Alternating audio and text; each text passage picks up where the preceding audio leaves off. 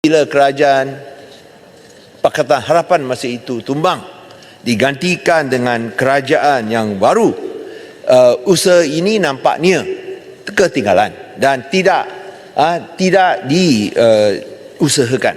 Sehingga bila berlakunya pandemik COVID, sebanyak 530 bilion dibelanjakan, sampai Yang Amat Berhormat Perdana Menteri pada masa itu sebut kerajaan sudah tiada wang lagi.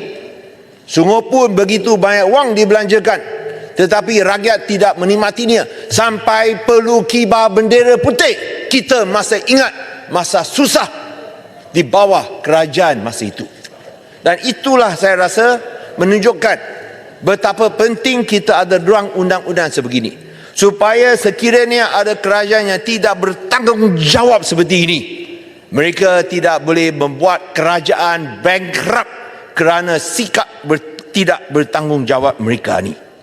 Kita kena berhati-hati, kerana kalau tidak, ada beberapa cadangan yang dilontarkan oleh mereka. Kita masih ingat seorang pemimpin kerajaan dulu masa itu mencadangkan, kalau kerajaan tak ada wang pada masa itu, tak apa, kita boleh cetak wang untuk bagi sama rakyat. Kalau buat cadangan macam itu, habislah, hancurlah, lingkuplah sistem kewangan dan ekonomi negara. Itulah sebabnya rakyat buat keputusan betul. Tolak sama kerajaan yang tak guna itu, pilih kerajaan perpaduan. Bagang kena namakan supaya orang tersebut boleh menafikan. Jadi saya cadangkan. Ya, saya namakan. Terima kasih Yang Berhormat Pasir Mas kerana minta saya namakan. Yang saya menamakan ialah jiran anda Yang Berhormat Machang. Beliau yang sebutkan cetak wang untuk bagi sama rakyat kalau kerajaan tak ada wang. Boleh tanya dia besok. Jawab Bagan, ada sikit soalan. Boleh. Ketika yang tak ada masa. Saya nak tanya Bagan, saya boleh? juga 30 saya saat juga nak minta. Adakah ketika kerajaan Perikatan Nasional jadi kerajaan, saya juga, harga beras melambung seperti mana yang berlaku sekarang? Bahawa dalam tak bagi, duduk. Teruskan Bagan. Ya, terima kasih yang betul. Undang-undang ini penting juga supaya kita boleh pastikan skandal-skandal yang berlaku sebelum ini seperti 1MDB tidak dibenarkan berulang lagi. Dan di antara yang dicadangkan ialah untuk memastikan apabila ada jaminan yang dikeluarkan oleh kerajaan mestilah dilaporkan secara telus. Nah, saya nak showkan di sini kalau boleh. Sebarang jaminan yang diberikan oleh kerajaan termasuk surat sokongan, bolehkah laporkan secara umum? Kita nak tahu kerajaan berikan kepada sesiapa. Dan juga yang diberikan surat jaminan ataupun sokongan ini, mereka mesti buat penyata kewangan secara berkala kepada Parlimen supaya kita tahu apakah prestasi kewangan mereka. Pada masa yang sama, Tan Sri yang betul, saya juga ingin meminta bahawa objektif fiskal yang ditetapkan memang ia bercita tinggi dan amat berani. Tan Sri yang betul, seperti perbelanjaan pembangunan tahunan DE mesti lebih 3% daripada KDNK. Baki fiskal, ini yang saya bimbang sikit. Baki fiskal tak boleh lebih 3%. Mesti kurang ada sama dengan 3%. Kalau kita perlu ada deficit spending, macam mana?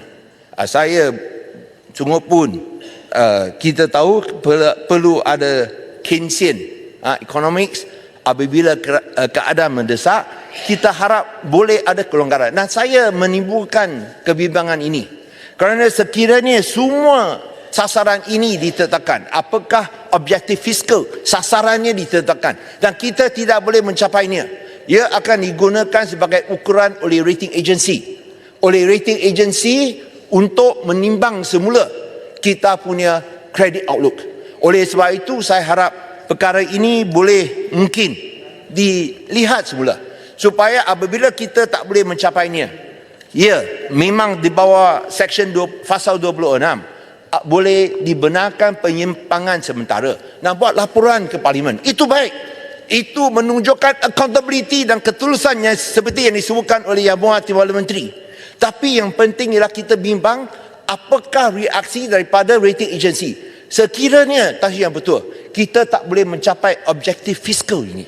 Okey, landing. Ya, landing ya. Terima kasih. So oleh sebab itu saya harap bahawa perkara ini diberikan pertimbangan supaya sekiranya ada apa-apa keadaan khusus, kita boleh berikan penjelasan yang sewajarnya. Kerana kalau kita berani nak bercerita tinggi, targetnya terlalu tinggi, ya akhirnya mungkin kita makan diri. Oleh sebab itu saya hendak menyatakan sokongan penuh kepada rang undang-undang ini, dan juga dengan keyakinan dengan rang undang-undang ini kita dapat menghindarkan berlakunya skandal-skandal besar seperti 1MDB dan juga Jana Wibawa. Dan akhirnya saya harap bolehkah kita masukkan dalam rang undang-undang ini keperluan kita mesti adakan tender terbuka.